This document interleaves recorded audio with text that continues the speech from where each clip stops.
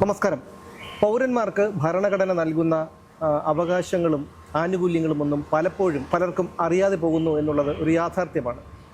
ഒരുപാട് സംശയങ്ങൾ നമുക്കുണ്ടാകാം. നമുക്ക് കിട്ടേണ്ട ആനുകൂല്യങ്ങൾ, അവകാശങ്ങൾ, ഇതിനെക്കുറിച്ചൊക്കെ നമ്മൾ ബോധവാന്മാരായിരിക്കേണ്ടതുണ്ട്. ഇന്ന് നമ്മളോടൊപ്പം ഉള്ളത് ശ്രീ അനിൽകുമാർ സാറാണ്. സാർ, നമസ്കാരം. താങ്കളെ തന്നെ ഒന്ന് പരിചയപ്പെടുത്തുന്നതായിരിക്കും ഉചിതം. ഓക്കെ. എൻ്റെ പേര് KV അനിൽകുമാർ. കേരളത്തിലെ 1200 തദ്ദേശ സ്വയംഭരണ സ്ഥാപനങ്ങളുണ്ട്. ആ തദ്ദേശ സ്വയംഭരണ സ്ഥാപനങ്ങളുടെ അക്കൗണ്ടുകളുടെ ഓഡിറ്റ് നടത്തുന്ന ഒരു ഡിപ്പാർട്ട്മെൻറ്റുണ്ട്. ആ ഡിപ്പാർട്ട്മെൻറ്റിൻ്റെ പേര് കേരള സംസ്ഥാന ഓഡിറ്റ് വകുപ്പ് എന്നാണ്. ആ വകുപ്പിൽ 30-31 കൊല്ലത്തെ സേവനത്തിന് ശേഷം 2016 റിട്ടയർ ചെയ്ത ഒരു ജോയിൻ്റ് ഡയറക്ടറാണ് ഞാൻ. എൻ്റെ സ്വദേശം എറണാകുളം ജില്ലയിലെ വൈറ്റിലേക്കടുത്തുള്ള ചക്കരപ്പറമ്പ് എന്ന സ്ഥലത്താണ്. നമുക്ക് അറിയേണ്ട സാർ, ഗ്രാമസഭയെക്കുറിച്ച് തന്നെ നമുക്ക് ആദ്യം തുടങ്ങാം. അതേക്കുറിച്ച് ഒന്ന് വിശദീകരിക്കാം. ഈ ഗ്രാമസഭ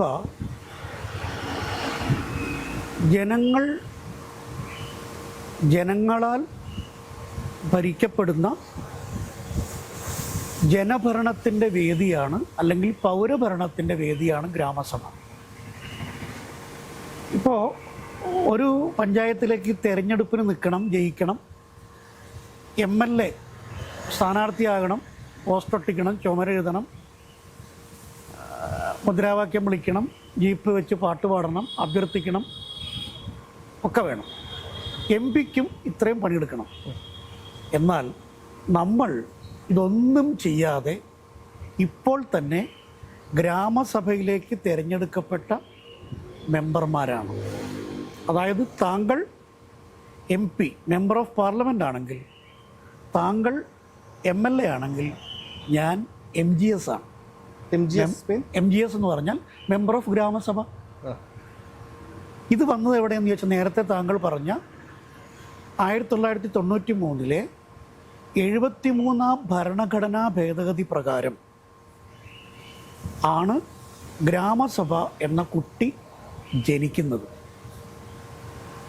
അത് പഞ്ചായത്തിലെ ഓരോ വാർഡിലെയും എല്ലാ വോട്ടർമാരും ആ ഗ്രാമസഭയിലെ മെമ്പർമാരായി ഭരണഘടന ഉയർത്തിക്കഴിഞ്ഞു. അങ്ങനെ വരുമ്പോൾ ഒരു പ്രശ്നം, നമ്മളിപ്പോൾ പാർലമെൻറ്റിൽ MP എന്ന പോലെ, നിയമസഭയിൽ MLA എന്ന പോലെയാണ് ഗ്രാമസഭയിൽ വോട്ടർമാരായ പൗരർ. അങ്ങനെ വരുമ്പോൾ എന്താ പ്രശ്നം എന്ന് വെച്ചാൽ, നിയമസഭയിലും പാർലമെൻറ്റിലും അവർ നല്ലത് ചെയ്തതിന് നമ്മൾ അഭിനന്ദിക്കുന്നു, തെറ്റ് ചെയ്യുമ്പോൾ വിമർശിക്കുന്നു. ഇത് ഗ്രാമസഭയിൽ നമുക്കും ബാധകമാണ്. ഗ്രാമസഭാ മെമ്പർമാരെന്ന നിലയിൽ നമുക്ക് പക്ഷേ പുസ്തകം വായിച്ച് പഠിക്കാതെ പ്രവർത്തിക്കാൻ പറ്റില്ല. അപ്പം അങ്ങനെ ഭരണഘടനാ ഭേദഗതിയിലൂടെ വന്ന ഗ്രാമസഭ, അതിലെ അധികാരങ്ങളും ചുമതലകളും ഇന്ത്യൻ കോൺസ്റ്റിറ്റ്യൂഷനിലെ ആർട്ടിക്കിൾ 243 വിശദാംശങ്ങൾ കംപ്ലീറ്റ് പറയുക. ഗ്രാമസഭയുടെ കോറം, തിരഞ്ഞെടുപ്പിൻ്റെ രീതി, ചുമതലകൾ എല്ലാം പറയുന്നു. അതനുസരിച്ച് 94 കേരള പഞ്ചായത്ത് രാജ് നിയമം എന്ന ഒരു നിയമം ഇന്ത്യയിൽ ഉണ്ടാവുകയാണ്. ആ നിയമപുസ്തകം തുറന്നാൽ, ഒന്ന്, ആ നിയമപുസ്തകത്തിൻ്റെ പേര് കേരള പഞ്ചായത്ത് രാജ് ആക്ട്, 2 നിർവചനങ്ങൾ, 3 ഗ്രാമസഭ. അപ്പോൾ എന്ത് മനസ്സിലായി? ആ പുസ്തകം തുറക്കുമ്പോൾ തന്നെ ഗ്രാമസഭയാണ് എന്ന് പറഞ്ഞാൽ, ജനപ്രതിനിധിയേക്കാൾ, ജീവനക്കാരേക്കാൾ ആ പഞ്ചായത്തിൽ എന്ത് വേണമെന്ന് നിശ്ചയിക്കാനുള്ള അന്തിമ അധികാരം പൗരർക്കാണ് എന്നർത്ഥം. പക്ഷെ അത് ശരിയായ രീതിയിൽ വിനിയോഗിക്കപ്പെടുന്നുണ്ടോ? അവർക്ക് ആ അധികാരം കിട്ടുന്നുണ്ടോ? ഇല്ല. അപ്പോൾ എന്താണെന്നറിയോ, MLA ആയി പ്രവർത്തിക്കാൻ MLA പഠിക്കേണ്ടതുണ്ട്, MP ആയി പ്രവർത്തിക്കാൻ നിയമം പഠിക്കേണ്ടതുണ്ട്. ഗ്രാമസഭയിൽ വോട്ടർ നിലയിൽ പ്രവർത്തിക്കാൻ ഒന്നും പഠിക്കേണ്ട എന്ന മണ്ടത്തരം ജനങ്ങൾക്കുണ്ട് ഉണ്ട്. നോക്കൂ, നമ്മൾ ഒരു ചായക്കടക്കാരൻ ഒരു ചായ എന്ന് പറയുന്നു. അദ്ദേഹം ആ ചായ ഉണ്ടാക്കുന്നതിന് മുമ്പ് എത്ര കാര്യം നോക്കണം? ഒരു ചായ എന്ന് പറഞ്ഞാൽ പെട്ടെന്ന് ചായ ഉണ്ടാക്കാൻ പറ്റുമോ? ഇല്ല. വിത്താണോ വിത്തൗട്ടാണോ, വെള്ളം കുറച്ചാണോ വെള്ളം കൂട്ടിയാണോ, സ്ട്രോങ് ആണോ ലൈറ്റാണോ മീഡിയം ആണോ? നോക്കൂ, ഇത്രയും കാര്യങ്ങൾ അറിഞ്ഞ് പഠിച്ചതിന് ശേഷമേ ചായ ഉണ്ടാക്കുക എന്ന് പറയുന്ന നിസ്സാര പണി ചെയ്യാൻ കഴിയുള്ളൂ. അങ്ങനെയെങ്കിൽ ഈ കോൺസ്റ്റിറ്റ്യൂഷനിലെയും പഞ്ചായത്ത് രാജ് ആക്ടിലെ 3-ാം വകുപ്പിലെയും ഈ വ്യവസ്ഥകൾ പഠിക്കാതെ എങ്ങനെയാണ് അവിടെ പോയി ഇരിക്കാൻ പറ്റുക? പഠിക്കുക എന്ന് പറഞ്ഞാൽ ഒരു വാർഡിൽ ഒരു കുടിവെള്ള ടാപ്പ് സ്ഥാപിച്ചു. ആ കുടിവെള്ള ടാപ്പ് ഗ്രാമസഭയിലെ എത്രാം തീയതിയിൽ എത്രാം നമ്പർ തീരുമാനപ്രകാരമാണ് സ്ഥാപിച്ചതെന്ന് പറയാൻ പറ്റണം. ഒരു വൈദ്യുതി ലൈൻ ഗ്രാമസഭ തീരുമാനിക്കുന്നിടത്തേ വെക്കാവൂ. ഈ പഞ്ചായത്തിലെ ഉദ്യോഗസ്ഥർ പോലും ഈ ഗ്രാമസഭ അടുത്ത 3 മാസം ചെയ്യണമെന്ന് പറഞ്ഞ ജോലിയെ ചെയ്യാം. അത്രയ്ക്ക് വളരെ കർക്കശമായ കൃത്യമായ വ്യവസ്ഥകൾ 3-ാമത്തെ വകുപ്പിൽ എഴുതി വെച്ചിട്ടുണ്ട്. പക്ഷേ ഇത് സാധാരണക്കാരായ ജനങ്ങളിലേക്ക് എത്താതിരിക്കാൻ, അതായത് അവർ ബോധവാന്മാരാകാതിരിക്കാൻ അധികാരി വർഗം മനഃപൂർവ്വം ശ്രമിക്കുന്നില്ലേ? അത് നമുക്ക് ഒരു കാര്യത്തിൽ ഇപ്പം നമ്മൾ ഒരു നിയമം ഭരണാധികാരികൾ ഉണ്ടാക്കി തന്നാൽ, ഞാൻ ഗ്രാമസഭയിലെ ഒരു സിറ്റിസൺ ആണെങ്കിൽ, ഒരു വോട്ടർ ആണെങ്കിൽ, എൻ്റെ ഡ്യൂട്ടി എന്താണ്? അപ്പോൾ നേരത്തെ പറഞ്ഞില്ലേ, ജനം. അതിനു മുമ്പ് നമ്മൾ ഗോത്രവർഗ്ഗക്കാരായിരുന്നു, അടിമകളായിരുന്നു. പിന്നെ ജന്മി കുടിയാനായി, പിന്നെ ജനമായി. ഇപ്പോൾ ജനാധിപത്യത്തിൽ നമ്മൾ സിറ്റിസൺസാണ്. ചെറിയ വാക്കല്ല പൗരർ. ആ പൗരബോധത്തിൻ്റെ ഭാഗമായി ഈ നിയമങ്ങൾ വോട്ടർമാരായ നിങ്ങൾ പഠിക്കാൻ വേണ്ടി ഇറക്കിയ പുസ്തകം, അത് പഠിക്കേണ്ടത് നമ്മുടെ ബാധ്യതയല്ലേ? അതുകൊണ്ട് ജനപ്രതിനിധി എന്നെ പഠിപ്പിച്ചില്ല, ഉദ്യോഗസ്ഥൻ എന്നെ പഠിപ്പിച്ചില്ലെന്ന് പറയാൻ നമുക്ക് സത്യത്തിൽ റൈറ്റ് ഉണ്ടോ? അതാണ് എൻ്റെ ചോദ്യം. അല്ല, ഞാൻ ചോദിക്കുന്നത്, സാധാരണ ട്രാഫിക് നിയമങ്ങൾ പോലും ശരിയായ രീതിയിൽ അറിയാത്തവരാണ് ജനങ്ങൾ. അപ്പോൾ അവർക്ക് ഇത് ബോധവൽക്കരിക്കാനായി പല വിഷയങ്ങളും ബോധവൽക്കരണ ക്ലാസ്സുകളും മറ്റും നടക്കുന്നുണ്ട്. അവരെ ഈ ബോധവൽക്കരിക്കാനായി, ഉദാഹരണത്തിന് ഇപ്പോൾ ആദിവാസി മേഖലയിലുള്ളവരെ എന്നാലും താരതമ്യേന വിദ്യാഭ്യാസപരമായി താഴ്ന്ന നിലയിലുള്ളവരെ എന്നാലും ബോധവൽക്കരിക്കാനുള്ള ഒരു കടമ നമ്മുടെ ഭരണകൂടത്തിനില്ലേ? അത് നമ്മുടെ രാഷ്ട്രീയ സംവിധാനത്തിൽ, ഇപ്പോൾ നമ്മുടെ രാഷ്ട്രീയം കക്ഷി രാഷ്ട്രീയമാണല്ലോ പ്രധാനമായിട്ടും. രാഷ്ട്രീയ പാർട്ടികളുടെ ചുമതല എന്ന് പറയുന്നത്, ഇപ്പം നമ്മൾ ഈ രാഷ്ട്രമീമാംസയൊക്കെ കോളേജിൽ സ്കൂളിലൊക്കെ കുട്ടികൾ പഠിക്കുന്നുണ്ടല്ലോ. അപ്പോൾ അതിൽ പറയുന്നത് പൗരർക്ക് വിദ്യാഭ്യാസം കൊടുക്കുക എന്നുള്ളതാണ് പൊളിറ്റിക്കൽ പാർട്ടീസിൻ്റെ ചുമതല. സമൂഹത്തിൽ ജീവിക്കുമ്പോൾ, പൗരരായി ജീവിക്കുമ്പോഴുള്ള കാര്യങ്ങൾ പഠിപ്പിക്കണം. അതിന് താങ്കൾ പറഞ്ഞതുപോലെ ജനപ്രതിനിധികളും ജീവനക്കാരും ഒരു മുൻകൈ എടുക്കണം. അപ്പോൾ വേണമെങ്കിൽ നമുക്ക് ഒരു ഗ്രാമസഭയിൽ വോട്ടർമാരുടെ അവകാശങ്ങളും ചുമതലകളും എന്തൊക്കെയാണ് എന്ന് പഠിക്കാൻ നമുക്കൊരു ഗ്രാമസഭ വിളിക്കാം എന്ന് തീരുമാനിക്കാവുന്നതല്ലേ ഉള്ളൂ. അങ്ങനെ ഇലക്ഷൻ കഴിഞ്ഞ ആദ്യത്തെ ഗ്രാമസഭയെക്കുറിച്ച് നമുക്ക് പഠിക്കാം എന്ന ഒരു ആശയം കൊണ്ടുവന്നാൽ എത്ര ഭംഗിയായിരിക്കും. പക്ഷേ അങ്ങനെ ജനങ്ങൾ കൂടുതൽ ബോധവാന്മാരാകുമ്പോൾ അത് തങ്ങൾക്ക് തന്നെ തങ്ങളെ ചോദ്യം ചെയ്യപ്പെടുന്ന നിലയിലേക്ക് എത്തുമെന്ന് പലരും ഭയപ്പെടുന്നില്ലേ? അങ്ങനെയുള്ള ഭയത്തിന് അടിസ്ഥാനമില്ല. കാരണം ഈ ഇരിക്കുന്ന ജനങ്ങൾക്ക് ആവശ്യമുള്ളത് കൊടുക്കാൻ വേണ്ടി ഞാൻ ടാക്സ് തന്ന് ആ ടാക്സിൽ നിന്ന് ശമ്പളം നൽകിയാണ് സെക്രട്ടറിയെ ഉദ്യോഗസ്ഥന്മാരെയും ജനപ്രതിനിധികളെ എത്തിയിട്ടുള്ളത്. പൗരരുടെ ടാക്സിൽ നിന്നാണ് ജനപ്രതിനിധികളുടെ ഓണറേറിയം കൊടുക്കുന്നത്. പൗരരുടെ നികുതി പണം കൊണ്ടാണ് സെക്രട്ടറിയുടെയും സ്റ്റാഫിൻ്റെയും ശമ്പളം. അപ്പം അങ്ങനെ ഞങ്ങൾ പറയുന്ന കാര്യങ്ങൾ നടപ്പിലാക്കാൻ ഉള്ള സംവിധാനമാണ് പഞ്ചായത്ത്. അതുപോലെ ഒരുപക്ഷെ ജനങ്ങൾ പറയുന്ന കാര്യങ്ങളെല്ലാം ചിലപ്പോൾ ശരിയാകണമെന്നില്ല, നിയമപ്രകാരം പറ്റുന്ന കാര്യങ്ങളാകണമെന്നില്ല.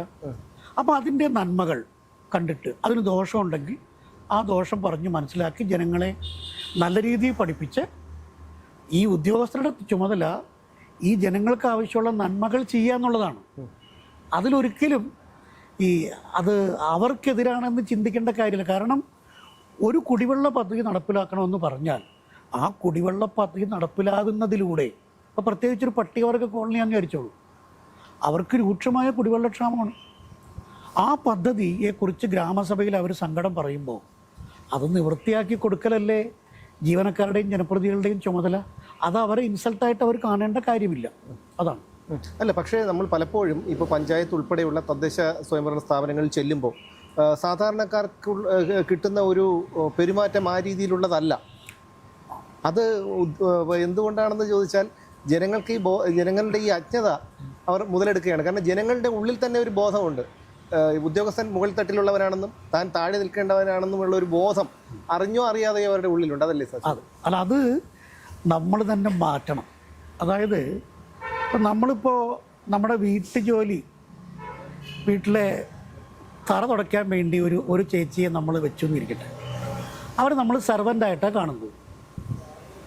അതുപോലെ കേരളത്തിലെ ഇപ്പോൾ ചീഫ് സെക്രട്ടറി തൊട്ട് താഴോട്ടെടുത്താൽ സെക്രട്ടറി ഉൾപ്പെടെയുള്ള എല്ലാവരും പബ്ലിക് സർവൻ്റാണ്. ആ വാക്ക് വളരെ പ്രധാനമാണ്. പബ്ലിക് സർവൻ്റ്, പബ്ലിക്കിൻ്റെ സെർവൻ്റാണ് ഇവർ. അതെ.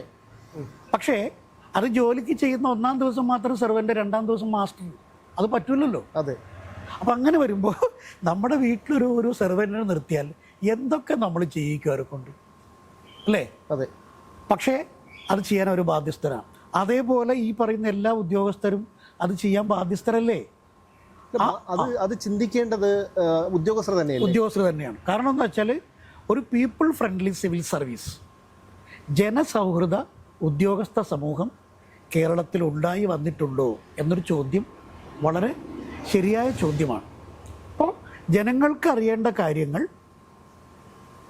ജനങ്ങളിൽ നിന്ന് മനസ്സിലാക്കുകയും ജനങ്ങളിൽ നിന്ന് പഠിക്കുകയും അത് പഠിച്ച് ചെയ്യാൻ ജനങ്ങൾക്ക് പറ്റില്ലല്ലോ. അതെ. അവരുടെ സങ്കടങ്ങൾ പറയാനേ പറ്റുള്ളൂ. ആ സങ്കടങ്ങൾ നന്നായി ജനപ്രതിനിധികളും ജീവനക്കാരും മനസ്സിലാക്കി ചെയ്യാൻ പറ്റുന്നതെല്ലാം അവർക്ക് ചെയ്തു കൊടുക്കുക. പറ്റുന്നില്ലെങ്കിൽ എന്തുകൊണ്ട് പറ്റുന്നില്ല എന്ന കാര്യം ജനങ്ങളെ ബോധ്യപ്പെടുത്തിയാൽ അവർ സന്തുഷ്ടരാണ്. ഒരു സ്ഥാപനത്തിലേക്ക് പഞ്ചായത്തിൽ പറയുന്ന എല്ലാ കാര്യങ്ങളും അവർക്ക് ചെയ്യാൻ പറ്റണമെന്നില്ല. അപ്പം നമ്മൾ ഒരു പട്ടികവർഗ കോളനിയിലേക്ക് ആ പാവങ്ങൾ പണി കഴിഞ്ഞ് വരുമ്പോൾ അവർക്ക് വാഹനമില്ല, ഓട്ടോറിക്ഷയ്ക്ക് പോകാനുള്ള കാശും ഈ പാവങ്ങളുടെ കയ്യിലില്ല. അപ്പോൾ അവർ പറയുന്നു ഞങ്ങൾക്കൊരു വാഹനം, ഒരു മിനി ബസ് വേണം. അതിൻ്റെ പ്രശ്നം എന്താണെന്ന് വെച്ചാൽ മിനി ബസ് എന്ന് പറയുമ്പോൾ വിഷയം ഗതാഗതമാണ്. അപ്പോൾ നമ്മൾ പറയണം ഗതാഗതം എന്ന വിഷയം പഞ്ചായത്തിന് കൈമാറിയ വിഷയമല്ല. അതുകൊണ്ട് ബസ് എന്ന വിഷയം നമുക്ക് കേരളത്തിലെ ഗതാഗത വകുപ്പിൻ്റെ ശ്രദ്ധയിൽപ്പെടുത്തി മന്ത്രിയെ കണ്ട് ബോധ്യപ്പെടുത്തി വാഹനം ആ വകുപ്പിൻ്റെ സഹായത്തോടു കൂടി ലഭ്യമാക്കാൻ നമുക്കൊന്നായി ശ്രമിക്കാം. അതിന് ഈ ഗ്രാമസഭ തീരുമാനിക്കാം. ലോകത്തൊരിടത്തുമില്ലാത്തതുപോലെ ഈ ജനായത്തം അതിൻ്റെ യഥാർത്ഥ സത്തയിൽ നടപ്പിലാക്കുന്ന ഏക സംവിധാനം എന്ന നിലയ്ക്കാണ് നമ്മൾ ഗ്രാമസഭയെ കാണേണ്ടത്. കാരണം 3 മാസത്തിലൊരിക്കലെങ്കിലും ആവശ്യപ്രകാരം ചേർന്നുകൊണ്ടിരിക്കണം. അങ്ങനെ ചേരുമ്പോൾ ഈ നമ്മൾ പറയില്ലേ, ഈ government of the people, by the people, for the people എന്ന് പറയും.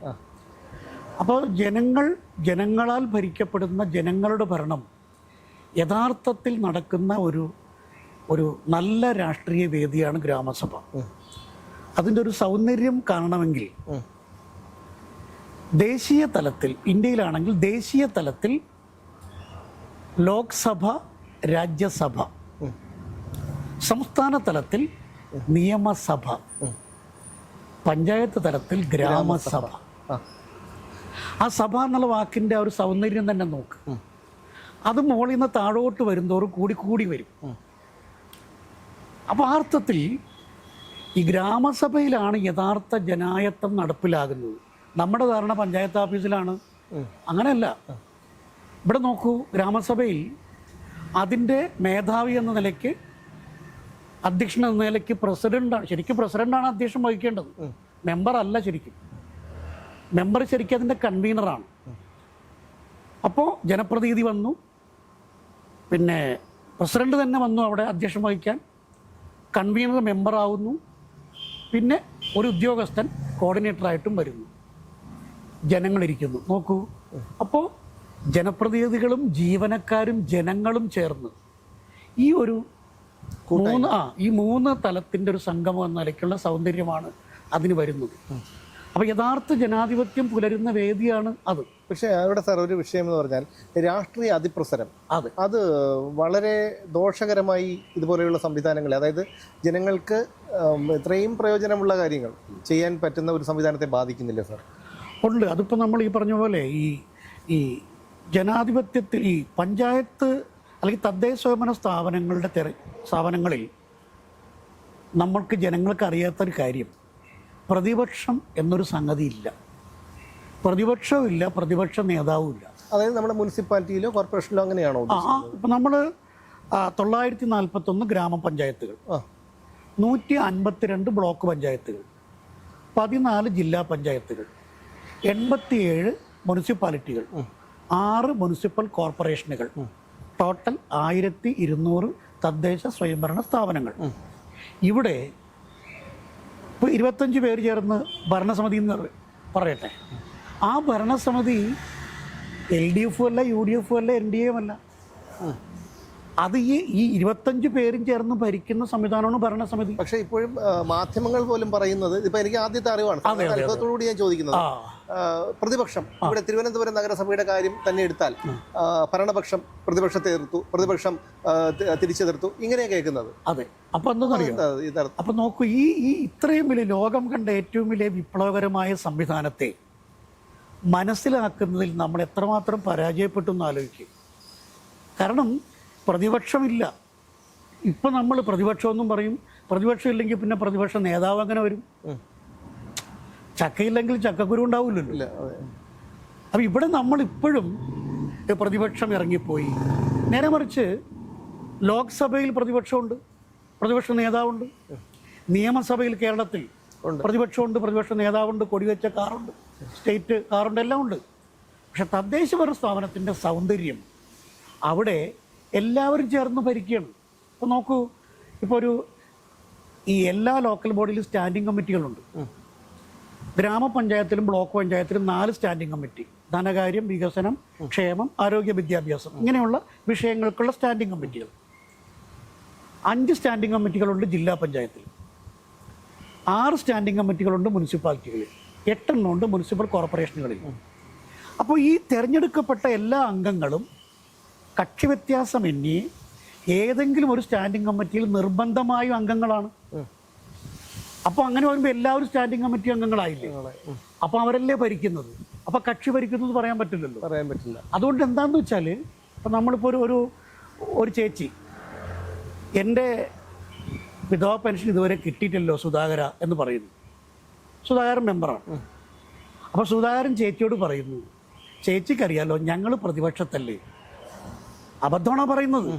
അപ്പോൾ ചേച്ചി തിരിച്ചു ചോദിക്കണം, സുധാകര നീ ഏത് സ്റ്റാൻഡിംഗ് കമ്മിറ്റിയിലാണ്? അപ്പോൾ ഞാൻ ക്ഷേമകാര്യ സ്റ്റാൻഡിംഗ് കമ്മിറ്റിയാണ്. അപ്പോൾ സുധാകര, ക്ഷേമകാര്യ സ്റ്റാൻഡിംഗ് കമ്മിറ്റി അല്ലേ സാമൂഹ്യ സുരക്ഷാ പെൻഷൻ അനുവദിച്ചു തരേണ്ട അന്തിമ അധികാരം? അതെനിക്ക് തന്നില്ലെങ്കിൽ നീയല്ലേ കുറ്റക്കാരൻ എന്ന് ചോദിക്കാനുള്ള ചോദ്യം ഈ ശാരദയിടത്തിയുടെ ചുണ്ടിൽ വെച്ച് കൊടുക്കലാണ് നമ്മൾ പരിശീലനത്തിലൂടെ ചെയ്യേണ്ടത്. അങ്ങനെ ഈ നിയമങ്ങളും ചട്ടങ്ങളും പഠിച്ച് ചോദ്യം ചെയ്യാനുള്ള ഞങ്ങൾ കാര്യങ്ങളൊക്കെ നന്നായി പഠിച്ചിരിക്കുന്നു, ഇനി ഞങ്ങളെ പറഞ്ഞ് പറ്റിക്കാൻ പറ്റില്ല എന്ന ഒരു ബോധം, ഒരു അവബോധം, ഒരു പ്രതികരണം ജനപ്രതിനിധികൾക്കും ജീവനക്കാർക്കും നേരെ എന്ന് ജനങ്ങളിൽ ഉണ്ടാകുന്നു. ജനങ്ങളിലല്ല, നേരത്തെ പറഞ്ഞ പൗരഭരണമാണിത്. കാരണം ജനം പൗരരായി മാറുമ്പോഴാണ് ഒരു രാഷ്ട്രീയം രൂപീകരിക്കുന്നത്. ഇപ്പം നമ്മൾ പറയുന്നില്ല, ഇപ്പോൾ രാജ്യവും രാഷ്ട്രവും. രാജ്യപിതാവല്ല ഗാന്ധിജി, രാഷ്ട്രപിതാവാണ്. രാഷ്ട്രീയ പാർട്ടി എന്നാണ് പറയുക, രാജ്യ പാർട്ടിയല്ല. അപ്പോൾ രാജ്യം എന്ന് പറയുന്നത് ജോഗ്രഫിക്കൽ ഏരിയയാണ്. ആ ജോഗ്രഫിക്കൽ ഏരിയയിലും അവിടെ ജനങ്ങളും കൂടി ചേരുമ്പോഴാണ് രാജ്യം രാഷ്ട്രമായി മാറുന്നത്. ആ രാഷ്ട്രത്തിലെ ജനങ്ങൾ രാഷ്ട്രീയ ജീവിതം നയിക്കുമ്പോഴാണ് ഒരു രാഷ്ട്രീയ സംവിധാനം എന്ന നിലയ്ക്ക് രാജ്യം പ്രദേശത്തിൻ്റെ വികസനവും പ്രദേശവാസികളുടെ ക്ഷേമവും എന്ന് പറയുന്ന ഈ വികസന മുദ്രാവാക്യം സാക്ഷാത്കരിക്കാൻ കഴിയുന്ന നിലയിലേക്ക് ഉയരുന്നത്. ആ രീതിയിൽ ഉയരാൻ ജനങ്ങളെന്ന നിലയ്ക്ക് ഇപ്പം നമ്മുടെ പരാതി എന്താണ്? ജനാധിപത്യം ധനാധിപത്യത്തിലേക്ക് വഴിമാറുന്നു, അല്ലെങ്കിൽ ഇന്ത്യയിൽ ഇപ്പോൾ മതാധിപത്യത്തിലേക്ക് വഴിമാറുന്നു. ആ മതാധിപത്യത്തിൽ നിന്ന്, ധനാധിപത്യത്തിൽ നിന്ന് ജനാധിപത്യത്തെ യഥാർത്ഥ ജനാധിപത്യമാക്കി മാറ്റാനുള്ള ജനകീയ വേദികൾ എന്ന നിലയ്ക്ക്, ജനകീയ ഭരണസമിതികൾ എന്ന നിലയ്ക്കാണ് ഗ്രാമസഭയെ നമ്മൾ കാണേണ്ടത്. മാത്രമല്ല, ഇപ്പോൾ ഗ്രാമസഭയ്ക്ക് പഞ്ചായത്തിന് ഓഫീസ് ഉള്ളതുപോലെ ഗ്രാമസഭയ്ക്ക് ഓഫീസ് വേണം എന്ന് 2014 ഉത്തരവായതാണ്. ഇതുവരെ നടപ്പിലാക്കിയിട്ടില്ല. അപ്പം എന്താണെന്നറിയോ, ഗ്രാമസഭയ്ക്ക് വാർഡിനൊരു ഓഫീസ് ഉണ്ടെങ്കിൽ ഒരു പാവപ്പെട്ട ഒരു ദൈനംദിന കൂലിപ്പണിക്കാരനായ ഒരു മനുഷ്യൻ, അയാൾക്ക് പഞ്ചായത്ത് ഓഫീസ് ദൂരെയാണ്, ഒരു അപേക്ഷ കൊണ്ടേ കൊടുക്കണമെങ്കിൽ അയാളുടെ പണി പോകും. അത് തൊട്ടടുത്ത് ആ വാർഡിനൊരു ഓഫീസ് ഉണ്ടെങ്കിൽ അവിടെ കൊടുത്തിട്ട് അദ്ദേഹത്തിന് അങ്ങ് പോകാം. അവിടെയാണ് സാർ ഞാൻ നേരത്തെ പറഞ്ഞൊരു കാര്യം. ഞാൻ പറഞ്ഞ ആ ഗ്രാമസഭയുടെ ഓഫീസിൻ്റെ പേര് പഞ്ചായത്തിൽ സേവാഗ്രാം ഗ്രാമകേന്ദ്രം എന്നാണ്, മുനിസിപ്പാലിറ്റിയിൽ സേവാഗ്രാം വാർഡ് കേന്ദ്രം. ആ വാക്കിൻ്റെ പ്രാധാന്യം നാളെ നമ്മൾ ഗാന്ധി ജയന്തി ആചരിക്കുമ്പോൾ ഈ സേവാഗ്രാം സ്വരാജ് എന്നത് ഗാന്ധിജിയെ കൂടി ഉൾപ്പെടുന്ന, ഗാന്ധിജിയെ കൂടി അനുസ്മരിക്കുന്ന ഒരു സന്ദർഭവും കൂടിയാണ്. അതുകൊണ്ട് ആ സന്ദർഭത്തിൽ ഈ ഗ്രാമസഭയ്ക്കും ഗ്രാമസ്വരാജിനും ഈ ഗ്രാമ പഞ്ചായത്തിലെ ഓരോ വാർഡിനുമുള്ള സേവാഗ്രാം ഗ്രാമകേന്ദ്രം എന്ന തരത്തിലുള്ള ഓഫീസുകൾ പോലും പലരും തുടങ്ങിയിട്ടില്ല. അല്ല, അത് തുടങ്ങാത്തതിന് കാരണം അതാണ് ഞാൻ ആദ്യം ചോദിച്ച ഒരു ചോദ്യത്തിലേക്ക്. അതായത് ഇത് ജനങ്ങളിലേക്ക് എത്തിക്കാതിരിക്കാൻ ഒരു വിഭാഗം അധികാരപ്പെട്ട ഒരു വിഭാഗം ഉണ്ടായിരിക്കാം. പക്ഷെ അപ്പോഴും ഉണ്ടല്ലോ, നമ്മൾ ഇങ്ങനെ വേണമെന്നുള്ള ഈ ഗ്രാമസഭ വഴിയും ഉള്ള ഈ പഞ്ചായത്ത് ഓഫീസിലേക്ക് സമ്മർദ്ദം ചെലുത്തുന്ന തരത്തിൽ ഇപ്പോൾ സാധാരണക്കാർ അസംഘടിതരായതുകൊണ്ട് അവർ വീട്ടമ്മമാരും പണിക്കാരും ഒക്കെ ഇല്ലേ. അപ്പോൾ അത്തരത്തിലുള്ള ചിന്തകൾ മോബിലൈസ് ചെയ്യേണ്ട കടമ രാഷ്ട്രീയ പാർട്ടികൾക്കുണ്ട്. അതുപോലെ ഞാനൊരു സുപ്രധാന പലപ്പോഴും മനസ്സിൽ തോന്നിയിട്ടുള്ളൊരു ചോദ്യമാണ്, അത് നേരാംവണ്ണം ഒപ്പിടാൻ പോലും അറിയാത്തവർ പോലും തെരഞ്ഞെടുപ്പിൽ മത്സരിക്കുന്നു. അതായത് തെരഞ്ഞെടുപ്പിൽ മത്സരിക്കാൻ യാതൊരു യോഗ്യതയും വേണ്ട. അങ്ങനെയുള്ള ഒരാൾ രാഷ്ട്രീയ കക്ഷിയുടെ പിൻബലത്തോടെ ജയിച്ചാൽ അതുകൊണ്ട് എന്ത് ഫലമാണ് ഉണ്ടാകുക? അതിനൊരു മാറ്റം വരേണ്ടതല്ലേ സർ? അതിപ്പോൾ നമ്മൾ നമ്മുടെ സംവിധാനത്തിൽ ഇപ്പോൾ ഒരുപക്ഷെ ഈ ഔപചാരിക വിദ്യാഭ്യാസം ഒരുപക്ഷെ ഒരു നല്ല മനുഷ്യനെന്ന നിലയ്ക്ക്, നല്ല ജനസേവകൻ എന്ന നിലയ്ക്ക് ഒരുപക്ഷെ അയാൾ വലിയ ജനസ്നേഹിയായിരിക്കും, നല്ല പൊതുപ്രവർത്തകനായിരിക്കും. പക്ഷേ പല കാരണങ്ങൾ കൊണ്ട് ചിലപ്പോൾ ഔപചാരിക വിദ്യാഭ്യാസം നേടാൻ കഴിഞ്ഞില്ലെന്ന് വരാം. പക്ഷെ അപ്പോഴും നമ്മൾ ആലോചിക്കേണ്ട ഒരു കാര്യം, ഇപ്പോൾ 25 പേരുള്ളൊരു പഞ്ചായത്താണെങ്കിൽ മറ്റ് 20 or 22 പേര് നല്ല വിദ്യാഭ്യാസമുള്ളവരുണ്ട്. പക്ഷേ ഇദ്ദേഹത്തിന് എന്താണോ ഔപചാരിക വിദ്യാഭ്യാസം കുറവ്, അത് അദ്ദേഹത്തിൻ്റെ ആ സേവന പാരമ്പര്യം, മനുഷ്യ സ്നേഹത്തിലൂടെ നമുക്കത് കവർ ചെയ്യാൻ പറ്റും. ഒരാളല്ലോ, എല്ലാവരും അങ്ങനെ വരില്ലല്ലോ. തീർച്ചയായിട്ടും അത് അങ്ങ് പറഞ്ഞത് വളരെ ശരിയായിട്ടുള്ളൊരു കാര്യമാണ്. കാരണം മനുഷ്യർക്ക് നന്മ ചെയ്യാൻ, സമൂഹത്തിന് നന്മ ചെയ്യാൻ ഒരിക്കലും ഒരു വിദ്യാഭ്യാസം ഒരു ഘടകമേ അല്ല. പക്ഷേ ഇപ്പോഴുള്ള പല രാഷ്ട്രീയക്കാർ, അതായത് ഒരു രാഷ്ട്രീയ പാർട്ടി, ഏതെങ്കിലും ഒരു രാഷ്ട്രീയ പാർട്ടിയിൽ പ്രവർത്തിച്ച് അവരുടെ കൊടി പിടിച്ചു കഴിഞ്ഞാൽ അയാൾക്ക് മത്സരിക്കാനുള്ള യോഗ്യതയായി എന്നുള്ള ആ ഒരു സിസ്റ്റമാണ് മാറേണ്ടതെന്നാണ് ഞാൻ ഉദ്ദേശിച്ചത്. അത് ശരിയാണ്. പക്ഷെ നമുക്ക് ഈ ഔപചാരിക വിദ്യാഭ്യാസത്തിൻ്റെ കുറവ് ഇപ്പോൾ പറഞ്ഞില്ലേ, ഒരു പാർട്ടിയിൽ പ്രവർത്തിച്ചു, ആ പാർട്ടിയിൽ പ്രവർത്തിക്കുന്ന ആളുകൾക്ക് സമൂഹത്തിൻ്റെ പൾസൊക്കെ മനസ്സിലാവും, മനുഷ്യൻ്റെ സങ്കടങ്ങൾ എന്താണ്, അവരുടെ പ്രശ്നത്തിന് പരിഹാരം എന്താണ്. അതൊരു പക്ഷേ ഔപചാരിക വിദ്യാഭ്യാസം ഉള്ള ആളേക്കാൾ കുറച്ചുകൂടി നന്നായിട്ട് ചെയ്യാൻ പറ്റിയെന്ന് വരാം. പക്ഷേ ഇപ്പോഴത്തെ സംവിധാനത്തിൽ അദ്ദേഹത്തിന് ചെയ്യാൻ പറ്റുന്ന നന്മ ചെയ്യാൻ സപ്പോർട്ടിംഗ് ആയിട്ട് ഒരുപാട് സംവിധാനങ്ങൾ അറിയാവുന്ന ഔപചാരിക വിദ്യാഭ്യാസമുള്ള ഉദ്യോഗസ്ഥരുണ്ട്, സുഹൃത്തുക്കളുണ്ട്, കൂട്ടുകാരുണ്ട്, നാട്ടുകാരുണ്ട്, വീട്ടുകാരുണ്ട്. അങ്ങനെയൊക്കെ വരുമ്പോൾ നമുക്ക് അതങ്ങ് കവർ ചെയ്ത് പോകാവുന്നതേ ഉള്ളൂ. ശരി സാർ, അതുപോലെ ഈ ആദിവാസി വിഭാഗങ്ങൾക്കിടെ, ഗോത്ര വിഭാഗങ്ങൾക്കിടയിൽപ്പെട്ട ഊരുകൂട്ടം, അവരുടെ ഒരു തീരുമാനം ഊരുകൂട്ടം എടുത്തു കഴിഞ്ഞാൽ അതിനെ ചോദ്യം ചെയ്യാനോ മാറ്റാനോ മറ്റു ഒരു അധികാര കേന്ദ്രങ്ങൾക്ക് കഴിയില്ല എന്ന് കേട്ടിട്ടുണ്ട്. അത് എത്രത്തോളം ശരിയാണ്? അത് വളരെ ശരിയാണ്. കാരണം അത് ഊരുകൂട്ടത്തിൻ്റെ കാര്യത്തിൽ മാത്രമല്ല, ഏതൊരു ഗ്രാമസഭയും ചർച്ച ചെയ്ത് മിനിറ്റ്സിൽ രേഖപ്പെടുത്തി എടുക്കുന്ന തീരുമാനങ്ങൾക്ക്, ആ തീരുമാനങ്ങളെ പഞ്ചായത്ത് കമ്മിറ്റിക്കോ പ്രസിഡന്റിനോ കോടതിക്കോ പോലും ചോദ്യം ചെയ്യാൻ പറ്റില്ല. അങ്ങനെ ഇരിക്കവേ ഏറ്റവും അവഗണിക്കപ്പെടുന്ന ഒരു വിഭാഗമായിട്ടുള്ള ഊരുകൂട്ടം, അവർക്ക് പ്രത്യേക ഗ്രാമസഭയാണ് പറയുന്നത്. കാരണം അത് തന്നെ അവരുടെ സങ്കടങ്ങൾ കണ്ടിട്ടുള്ളൊരു പരിഗണനയാണത്. സാധാരണ ഗ്രാമസഭയിൽ ചിലപ്പോൾ അവരുടെ സങ്കടങ്ങൾ വരണമെന്നില്ല, അവർ പറഞ്ഞാൽ തന്നെ ചിലപ്പോൾ അതിന് പരിഗണന കിട്ടണമെന്നില്ല. അതുകൊണ്ടാണ് ഒരു മൂപ്പൻ്റെ നേതൃത്വത്തിൽ ഇപ്പോൾ മറ്റ് സ്ഥലങ്ങളിലൊക്കെ പ്രസിഡൻ്റാണ് അധ്യക്ഷം വഹിക്കുന്നതെങ്കിൽ പലരും മെമ്പർ അധ്യക്ഷം വഹിച്ച് പരിപാടി തീർക്കുകയാണ് ചെയ്യുന്നത്. ഇവിടെ മാർഗരേഖയിൽ തന്നെ നിയമത്തിൽ തന്നെ പറയുന്നുണ്ട്, പ്രസിഡൻറ്റിൻ്റെ അധ്യക്ഷതയിലാണ് അത് ചേരേണ്ടത്. നോക്കൂ, ഈ ചരിത്രത്തിൽ ഇത്ര കാലമായി ശബ്ദമില്ലാതിരുന്ന ഈ പാവപ്പെട്ട പട്ടികജാതി പട്ടികവർഗ വിഭാഗം,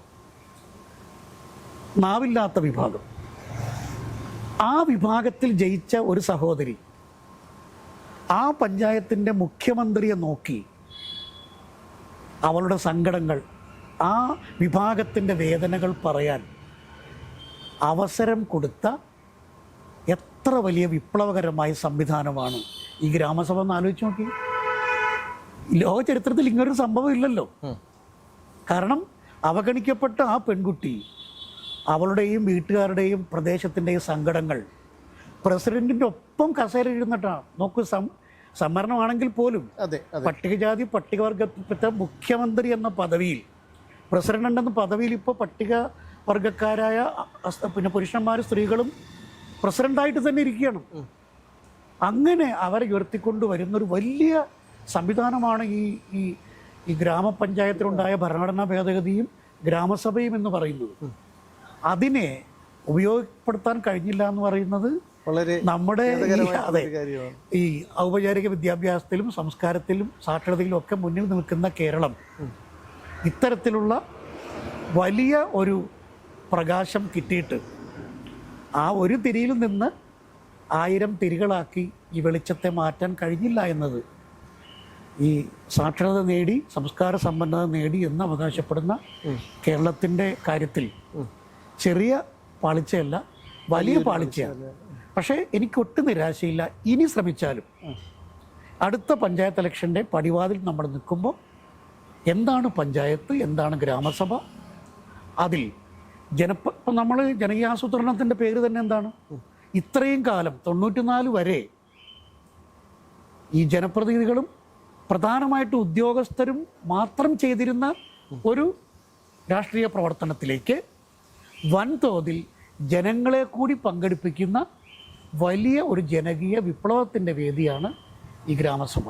അങ്ങനെ ജനങ്ങളുടെ കാര്യങ്ങൾ സ്വയം തീരുമാനിച്ച് നടപ്പിലാക്കുന്ന ഇത്തരം ഗ്രാമസഭകൾ നടക്കുന്ന കാലത്ത് യഥാർത്ഥ ജനായത്ത വേദിയായി ഗ്രാമസഭകൾ പ്രകാശം പരത്തുന്ന ഈ ഒരു കാലത്ത് ജീവിച്ചിരിക്കാൻ കഴിഞ്ഞു എന്നത് തന്നെയാണ് നമ്മുടെ ഭാഗ്യം. ഒറ്റ ചോദ്യം കൂടി ചോദിച്ച് അവസാനിപ്പിക്കാം. നിസ്സാര കാര്യമാണ്, പക്ഷേ അത് ഒരു വലിയ കാര്യവുമാണ്. സാധാരണ നമ്മുടെ ഈ കടകളിലെ വ്യാപാര സ്ഥാപനങ്ങളുടെ ബോർഡുകൾ വെക്കുമ്പോൾ അതിൽ സ്ഥലപ്പേര് വെക്കണം, അല്ലെങ്കിൽ ഇത്ര ലാംഗ്വേജിൽ വെക്കണം എന്നുള്ള പ്രാദേശിക ഭാഷയിലും മറ്റു ഭാഷയിലും. അതെന്താണ് സാർ? അതിനെക്കുറിച്ച് കൂടി ഒന്ന് പറഞ്ഞ് നമുക്ക് നിർത്താം. അത് നമുക്ക് ഈ ഒരുപാട് ഉത്തരവുകൾ, നിയമവ്യവസ്ഥകൾ, ചട്ടങ്ങളെല്ലാം നമ്മുടെ നാട്ടിൽ നടക്കുന്ന തിന്മകൾക്കും ദോഷങ്ങൾക്കും ന്യൂനതകൾക്കും പരിഹാരമായി കൊണ്ടുവന്നിട്ടുണ്ട്. പക്ഷെ ഇതൊക്കെ ഉത്തരവുകളായി പറന്നു പോകാമെന്നല്ലാതെ ആരും ശ്രദ്ധിക്കുന്നില്ല. ഇപ്പോൾ 20 സീറ്റുള്ള റെസ്റ്റോറൻറ്റോ ഹോട്ടലോ ഉണ്ടെങ്കിൽ അവിടെ സ്ത്രീക്കും പുരുഷനും പ്രത്യേകം ഉപയോഗിക്കാവുന്ന യൂറിനൽ വേണം എന്ന ഉത്തരവ് വന്നിട്ട് കൊല്ലം കുറയായി, നടപ്പിലാക്കിയിട്ടില്ല. അതുപോലെ ഈ സ്ഥാപനങ്ങളുടെ ലൈസൻസ് ഉണ്ട്. ആ ലൈസൻസ് കൊടുക്കുമ്പോൾ ആ സ്ഥാപനത്തിൻ്റെ ബോർഡിൽ ആ പ്രദേശത്തിൻ്റെ പേര് പ്രാദേശിക ഭാഷയിൽ എഴുതി വെക്കണം എന്നൊരു വ്യവസ്ഥയുണ്ട്. അപ്പം നമ്മൾ ബസ്സിലൊക്കെ പോകുമ്പോൾ ഒരാൾ വിളിക്കുന്നു, എവിടെ എത്തി? അപ്പം നമ്മളിങ്ങനെ ഫോണിൽ നിന്ന് പുറത്തേക്ക് നോക്കും. അപ്പോൾ നമുക്ക് ഐഡൻറ്റിഫൈ ചെയ്യാനുള്ള ഒരു സംഗതിയാണ് അത്. ഉത്തരവിലൂടെ പുറത്തു വന്നിട്ടുണ്ട്. ഇതെല്ലാം സർക്കാർ ഉത്തരവാണ്. ഇപ്പോൾ റേഷൻ കടയിൽ പ്രസിഡന്റ് ഉൾപ്പെടെയുള്ള ഒരു സമിതി പോയി എല്ലാ മാസവും പരിശോധിക്കണം എന്ന് പറയുന്ന ഉത്തരവുണ്ട്. എത്രയോ ഉത്തരവുകളുണ്ട്. പക്ഷേ ഈ നേരത്തെ പറഞ്ഞതുപോലെ ഉത്തരവുകൾ പഠിക്കേണ്ടവർ പഠിക്കാതിരിക്കുകയും പാലിക്കേണ്ടവർ പാലിക്കാതിരിക്കുകയും ചെയ്യുന്ന ഒരു ദുരവസ്ഥയുണ്ട്. പക്ഷെ അതിൽ എപ്പോഴും ജനങ്ങൾ പുറകിലത്തെ വിങ്ങായിരിക്കും. കാരണം അവരല്ലല്ലോ ശ്രദ്ധിക്കേണ്ടത്. പക്ഷെ ഈ 2 കൂട്ടരും അത് പഠിച്ച് ജനങ്ങൾക്ക് കൊടുക്കുമ്പോഴുണ്ടാവുന്നൊരു ആനന്ദമുണ്ട്. ആ ആനന്ദം ജനങ്ങളിൽ നിന്ന് അനുഭവിക്കാനുള്ള കൊതിയാണ് ജനപ്രതിനിധികൾക്ക് ജീവനക്കാർക്കും ഉണ്ടാകേണ്ടത്. ആ അതുണ്ടാകുന്നില്ല. അപ്പം ഇങ്ങനെയുള്ള ഇപ്പോൾ ചോദിച്ച പോലുള്ള ഒരുപാട് കാര്യങ്ങളുണ്ട്. ഈ നിയമവ്യവസ്ഥകൾ, ചട്ടവ്യവസ്ഥകളൊക്കെ. ഇപ്പം നമ്മൾ ഇറച്ചി കണ്ടില്ലേ, എത്രയോ നമ്മൾ പോകുമ്പോൾ റോഡ് സൈഡിൽ തൂക്കിയിട്ടിരിക്കില്ല. അതായത് അങ്ങനെ പ്രദർശിപ്പിച്ച് വിൽപ്പന നടത്താൻ പാടില്ല എന്നുള്ളൊരു നിയമമില്ലേ? നിയമം ഉണ്ടല്ലോ. അത് പിന്നെ പ്രത്യേകമായി പരിശോധിക്കണമെന്നും ഒരു വെറ്റിനറി ഡോക്ടർ സർട്ടിഫൈ ചെയ്തിട്ട് കട്ട് ചെയ്യാൻ പാടുള്ളൂ, ജനങ്ങൾ കാണാൻ പാടില്ല. ഇപ്പം നമ്മൾ ബസ്സിന് പോകുമ്പോൾ ഈ കളിപ്പാട്ടം കാണുന്നത് പോലെ ആടും എരുമയൊക്കെ തൂങ്ങിക്കിടക്കല്ലേ. ആ അത് പലയിടത്തും പല ദേവാലയങ്ങളുടെ അടുത്ത് പോലും ഉണ്ട്. തിരുവനന്തപുരത്ത് പോലും കാണാമല്ലോ നമുക്ക് അങ്ങനെ. ഞാൻ സ്ഥലം പറയുന്നില്ലെന്നേ ഉള്ളൂ. ആ അപ്പം അങ്ങനെ സത്യത്തിൽ നമ്മൾ ഈ നിയമങ്ങളും ചട്ടങ്ങളും ഇല്ലാത്തത് കൊണ്ടല്ല, പക്ഷേ അത് പാലിക്കുന്നില്ല എന്നതാണ് നമ്മുടെ നേരിടുന്ന അധികാരി വർഗം പാലിക്കുന്നില്ല. പൊതുജനങ്ങൾക്ക് അതിനെക്കുറിച്ചുള്ള ശരിക്കും അധികാരി വർഗമാണ് ഇത് പാലിക്കേണ്ടത്. പക്ഷെ നമ്മുടെ ഇപ്പോൾ ഗതികേട് എന്താണെന്ന് വെച്ചാൽ ഇത് വായിക്കുകയും പഠിക്കുകയും ചെയ്യേണ്ട ജനപ്രതിനിധി അത് ചെയ്യുന്നില്ല, ഉദ്യോഗസ്ഥർ അത് ചെയ്യുന്നില്ല. നമുക്ക് വേണ്ടി ഇത് ചെയ്യാനാണ് നമ്മൾ ശമ്പളം കൊടുത്ത് ഇവിടെ ഇരുത്തിയിരിക്കുന്നത്. ഇപ്പോൾ ഉള്ള ഗതികേട് എന്താണെന്ന് വെച്ചാൽ ജനങ്ങളെന്ന നിലയിൽ നമ്മൾ ഇവർക്ക് ഓണററിയും ശമ്പളവും കൊടുക്കുകയും വേണം, ഇതൊക്കെ നമ്മൾ പഠിക്കുകയും വേണം. എന്നിട്ട് പഞ്ചായത്തിനോട് ചേട്ടാ ചേച്ചി ഇതല്ലേ ഉത്തരവ്. ഞാൻ വേറൊരു കാര്യം പറയാം. ഇപ്പോൾ നമ്മൾ സാമൂഹ്യ സുരക്ഷാ പെൻഷൻ്റെത് വാർദ്ധക്യ പെൻഷൻ വിചാരിച്ചു. ഈ പല ലോക്കൽ ബോഡിയുടെയും അപേക്ഷയുടെ താഴെ ഇപ്പോൾ പേര്, ഒപ്പ്, വിലാസം എന്നൊക്കെ ഉണ്ടല്ലോ, സത്യവാങ്മൂലം, അതിൻ്റെ താഴെ മെമ്പറുടെ ശുപാർശ എന്നൊരു കോളം ഉണ്ട്, ഇപ്പോഴും ഉണ്ട്. നോക്കൂ, മെമ്പറുടെ ശുപാർശ എന്ന കോളം വെച്ചിട്ട് പല മെമ്പർമാരും ഈ ആളുകളെ വീട്ടിലേക്ക് വിളിക്കുകയാണ്. ഇത്ര മണിക്ക് വാ എന്ന് പറഞ്ഞ് ചൂഷണം ചെയ്യാണ്.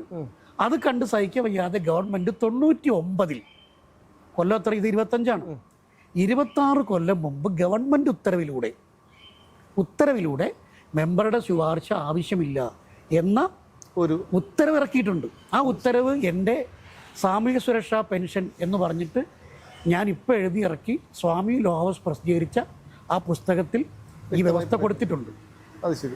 ഇപ്പോൾ സാമൂഹ്യ സുരക്ഷാ പെൻഷൻ ഒരു പ്രധാന വിഷയമായതുകൊണ്ട് അതിൽ വലിയ പ്രശ്നങ്ങളൊക്കെ നടക്കുന്നതുകൊണ്ട് ഈ എല്ലാ പെൻഷനെക്കുറിച്ചും പ്രത്യേകം വ്യവസ്ഥകൾ ഉൾപ്പെടുത്തി ഒരു കൈപ്പുസ്തകം ഞാൻ തന്നെ എഴുതി എറണാകുളത്തെ സ്വാമി ലോ ഹൗസ് പ്രസിദ്ധീകരിച്ചിട്ടുണ്ട്. അതിൽ ഇതുൾപ്പെടെ ഇപ്പം ഞാൻ പറഞ്ഞ വ്യവസ്ഥ ഉൾപ്പെടെ ഞെട്ടിപ്പിക്കുന്ന കുറേ അധികം വ്യവസ്ഥകളുണ്ട്. അത് വായിച്ച് പഠിച്ചു പ്രവർത്തിച്ചാൽ തന്നെ ഈ പാവങ്ങൾക്ക് കിട്ടേണ്ട ആനുകൂല്യങ്ങൾ. അല്ല, അതിൽ സാർ അവിടെ ഒരു വിഷയം എന്ന് പറഞ്ഞാൽ ഇപ്പോൾ തന്നെ ക്ഷേമ പെൻഷൻ പലതവണ മുടങ്ങിയിട്ടുണ്ട്.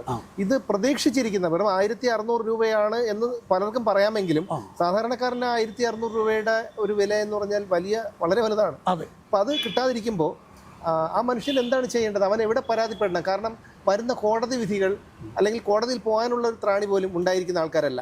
അപ്പോൾ അവരെവിടെ പരാതിപ്പെടണം എന്ന് പോലും അറിയാത്തൊരവസ്ഥയാണ് ഉള്ളത്. അപ്പോൾ ഈ ക്ഷേമ പെൻഷൻ കിട്ടാത്തവർക്ക് പരാതിപ്പെടാനായിട്ട് എന്തെങ്കിലും ഒരു അതോറിറ്റി ഉണ്ടോ? അതിപ്പോൾ നമ്മൾ ഞാൻ ഈ പറഞ്ഞ പോലെ ഈ പുസ്തകമല്ല, ഏതാണെങ്കിലും പുസ്തകം വായിച്ച് പഠിച്ചിട്ട് അപേക്ഷകൾ ഇന്ന സമയമൊന്നൊന്നുമില്ല, എല്ലാ അപേക്ഷയും ലോക്കൽ ബോഡിയിലുണ്ടാവും, പഞ്ചായത്തിലുണ്ടാവും. അത് വാങ്ങിച്ച് പൂരിപ്പിച്ച് കൊടുത്തിട്ട് പിന്നെ വെരിഫിക്കേഷൻ വരും. ഏതെങ്കിലും ഉദ്യോഗസ്ഥർ, ഇംപ്ലിമെൻറ്റിംഗ് ഓഫീസർ ഉണ്ടാവും, വെരിഫിക്കേഷൻ ഓഫീസർ ഉണ്ടാവും, വെരിഫിക്കേഷൻ നടത്തും. പിന്നെ ബന്ധപ്പെട്ട സർട്ടിഫിക്കറ്റുകൾ കൊടുക്കുക. എല്ലാം കഴിഞ്ഞ് നോക്കി ആ തീരുമാനം പഞ്ചായത്തിൽ ക്ഷേമകാര്യ സ്റ്റാൻഡിംഗ് കമ്മിറ്റിയിൽ വയ്ക്കുക ആദ്യം. കാരണം ക്ഷേമകാര്യ സ്റ്റാൻഡിംഗ് കമ്മിറ്റിയുടെ വിഷയത്തിലാണ് സാമൂഹ്യ സുരക്ഷാ പെൻഷൻ വരുന്നത്. അവരവിടെ നിന്ന് പരിശോധിച്ച് യെസോ നോയോ കൊടുക്കാമെന്നോ കൊടുക്കാൻ പാടില്ലെന്നോ അല്ലെങ്കിൽ ഇന്ന വ്യവസ്ഥകൾക്ക് വിധേയമായി കൊടുക്കാമെന്നൊക്കെ പറഞ്ഞ് തീരുമാനമാക്കി അത് ഭരണസമിതിയിൽ വയ്ക്കും. അങ്ങനെ ഭരണസമിതി അംഗീകരിച്ച് ആ തീരുമാനം അറിയിച്ചിട്ട് ഫണ്ടിന് വേണ്ടി എഴുതി ഫണ്ട് വന്ന് ഒരു നിശ്ചയ സമയത്തിനകം ഇവർക്ക് കൊടുക്കും. അതാണ് രീതി. ഇപ്പോൾ ഈ അങ്ങനെ അക്കൗണ്ട് വഴിയാണ് കൊടുക്കുന്നതെന്ന് അറിയാലോ. അങ്ങനെ അക്കൗണ്ട് വഴി കൊടുക്കുമ്പോൾ അക്കൗണ്ട് ഇല്ലാത്തവർക്കും നടക്കാൻ പറ്റാത്തവർക്കും ഒക്കെ സഹകരണ സ്ഥാപനങ്ങൾ വഴി വീട്ടിലേക്ക് എത്തിച്ചു കൊടുക്കുന്ന വ്യവസ്ഥ വരെയുണ്ട്. അത് യഥാസമയം കിട്ടുന്നില്ലെങ്കിൽ ആദ്യം പഞ്ചായത്തിന് തന്നെയാണ് പരാതി കൊടുക്കേണ്ടത്. ആദ്യം അത് കിട്ടുന്നില്ലെങ്കിൽ, അത് പോരായെങ്കിൽ അടുത്ത പരാതി പിന്നെ സെക്രട്ടറിക്ക് മേളിലുള്ള ജോയിന്റ് ഡയറക്ടർ എന്ന് പറയുന്ന ഒരു അധികാര സ്ഥാനമുണ്ട്, അവർക്ക് കൊടുക്കുക. അല്ലെങ്കിൽ അതിന് മേലെയുള്ള സംസ്ഥാന ലെവലിൽ കൊടുക്കുക. പിന്നെ എന്നിട്ടും കിട്ടുന്നില്ലെങ്കിൽ നമുക്ക് ഓംബുഡ്സ്മാനിൽ പരാതി കൊടുക്കാൻ പറ്റും. അതല്ലെങ്കിൽ വിവരാവകാശ പ്രകാരം നമുക്ക് കിട്ടാതിരിക്കുന്നതിൻ്റെ രേഖകൾ വാങ്ങിയിട്ട് നിയമ നടപടികളുമായി പ്രകാരമുള്ള നടപടികൾ സ്വീകരിക്കാൻ പറ്റും. അങ്ങനെ അവരുടെ ഈ അവകാശം നേടിയെടുക്കാൻ സാധിക്കും. അതിന് ഈ പാവങ്ങളെ സഹായിക്കേണ്ടത് ജനപ്രതിനിധികളുടെയും ജീവനക്കാരുടെയും നമ്മളെ പോലുള്ള പൊതുപ്രവർത്തകരുടെയും ഗ്രാമസഭാ വോട്ടർമാരുടെയും ഒക്കെ ഉത്തരവാദിത്വമാണ് എന്ന തിരിച്ചറിവ് നമുക്കെല്ലാവർക്കും ഉണ്ടാവണം. എന്തായാലും അങ്ങയുടെ വിലപ്പെട്ട സമയം ഇത്രയും നേരം ഞങ്ങൾക്ക് വേണ്ടി തന്നു. വളരെയധികം നന്ദി. നമസ്കാരം.